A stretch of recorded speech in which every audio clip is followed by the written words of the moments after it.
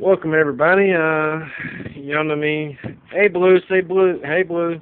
Anyways, we are in beautiful El Dorado, Texas, where you see a lot of my pictures and everything like that.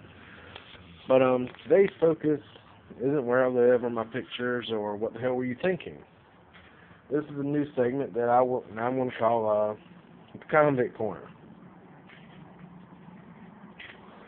The reason why I call it the Convict Corner is because I'm going to reveal little stuff that people don't really expect people in prison to know. Yeah, there's always the shank building and everything like that. But a lot of our stuff that we learn from various magazines. Maxim, FHM, National Geographic, survival books, things like that. And a lot of that stuff, it helps us in day-to-day life. Now, I was in prison for 7 years. I mean, you can check me out at www.fldoc.com. My name, all that stuff. You know, if y'all know me, y'all know my name. But basically, what I'm going to show you today is something I learned and actually implemented on a work crew whenever we were in Santa Rosa, Florida. That we used to heat up some canned goods that some people in a well-to-do neighborhood had left for the homeless people. I'm going to discuss a couple of theories of it and everything like that. And basically the first theory is a lamp. I mean, you know, we all know what a lamp is. Basically, I'm going to show you how to make a lamp using this Anheuser-Busch-based Bud Light can. Now, just to show you, there's no wick. You know, there's nothing for this to catch on fire with. And here's some starter fluid. We're going to use just a little bit. I ain't got that much. But it does not light. I had the flame in direct contact with the fluid, and it did not light. Now, if any of y'all know about a lamp, or from the country, you know that you got to have a wick for the flame to dissipate the fuel. And, oh, yeah, well, my wick's a little bit below the fuel line.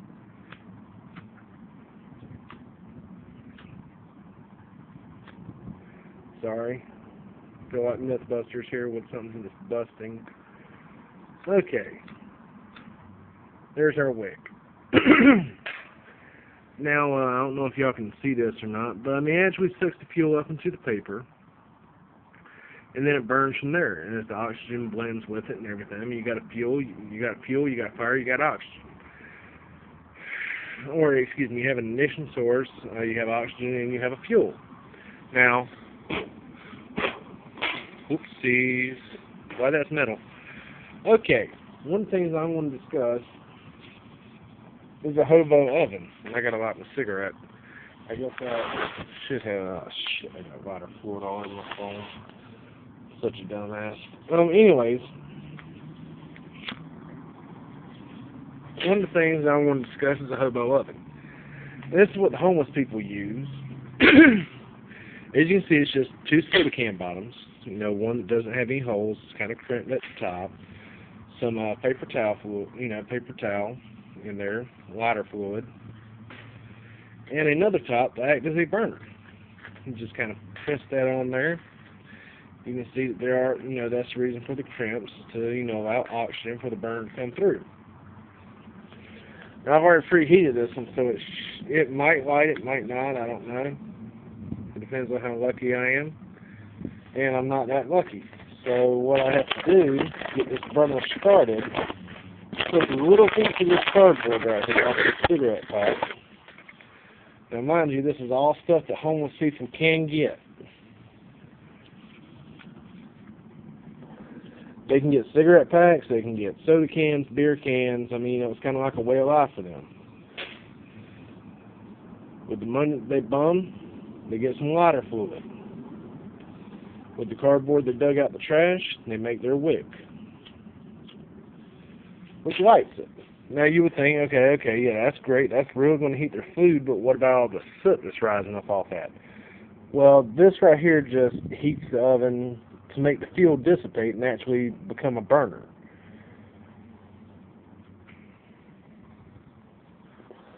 As you can see, it's the flame's kind of going away now. So what we're going to do is we're going to take that piece of paper off, because now we got everything primed. It should light back up. Oh, you see it's wanting to flame up. Pretty sure homeless people really don't care about, burning their hair off their hands. I won't have to do it again. First time it worked great, worked like a charm. Of course, this is the same problem that we had on the work cruise, was actually getting it ignited. Mostly because, you got your burner holes there, and you have to get the heat to dissipate. So what we do is we just, load it up a little bit more, let it get to burning good. And we actually use this to heat up a can of Campbell's lentil noodle soup, or lentil soup, which was very good considering prison food. You can see where it's starting to heat up the can, where the fuel is going to dissipate. Let this can get heated up a little bit here. Actually, I guess I should build a heat shield here, well, a wind shield, so that you can actually see it working. But now that the can is pretty much lit, well, kind of warm, it should light no problem now. Now notice I said should. Ow, that hurt. It's going to make me a liar.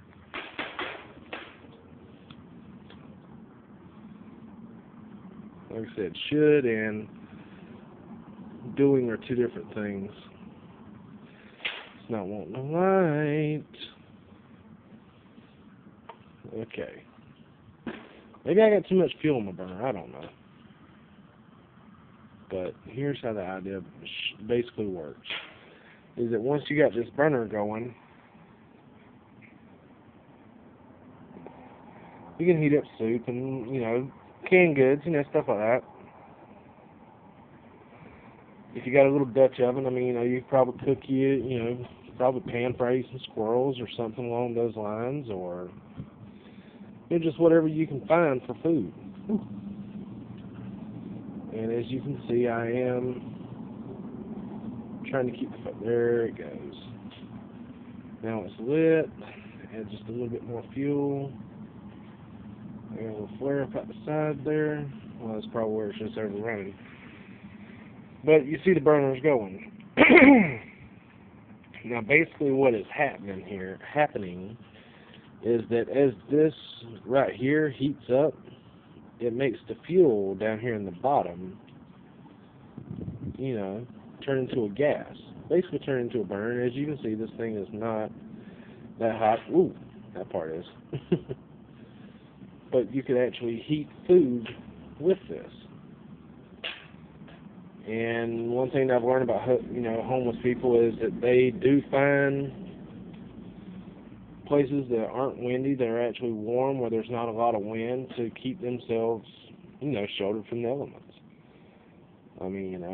I've had a lot of run-ins with them, and I hope I'm not covering my microphone, but I've had a lot of run-ins with them.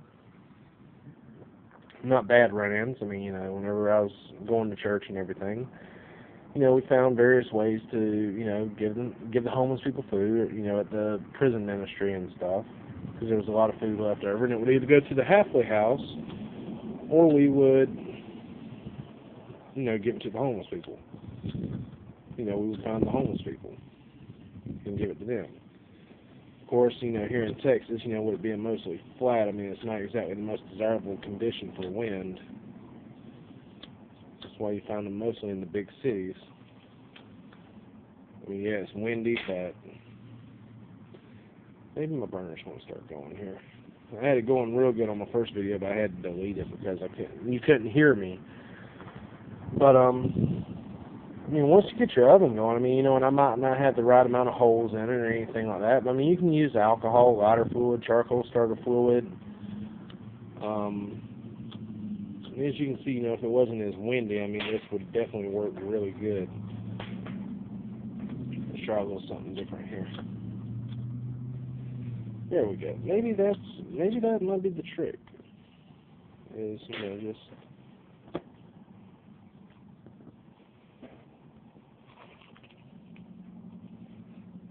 give them a little bit of air to breathe and everything like that. And they'll heat up, and it takes a little bit of time. But once it does heat up and it is lit, I mean, it's hard to. It's not really hard to put out. I mean, it can be put out pretty easily. But yeah, that's a hobo oven energy source basically right there. I mean, you can sit there, once you got the heat going pretty good, you can press it down a little bit. You get a bigger flame because the fuel is dissipating quicker. But basically, what the hobos would do is they would, let's say this Bud Light can here is a can of soup. They'd take a cheap pair of pliers that they got, or they might even rig up something like that to actually heat up food. And as you can see, it would heat up the food. I mean, it's been burning as long as the wind ain't going. You can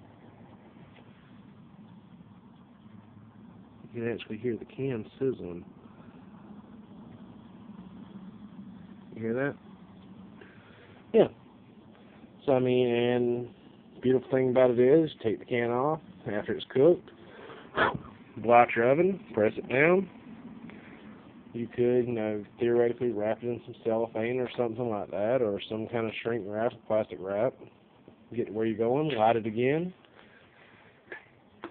put your food back, put your, canned soup or whatever it is you're cooking on top, heat up your food, eat your food, take it off, blow your flame out, wrap it again, and keep on trucking.